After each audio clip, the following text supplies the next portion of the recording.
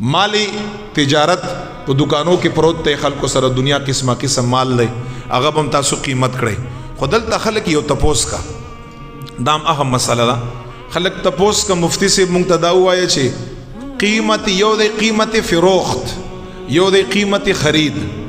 ستا سره چې کوم مال تجارت ته نو داتا اخیشته دی په 100 روپۍ باندې دا د قیمت خرید دی اوس دا سیس ته خرڅي په 100 باندې دا د قیمت فروخت دی نو زکات په وخت کې چې کله انسان سره مال تجارت ته نو کوم قیمت معتبر دی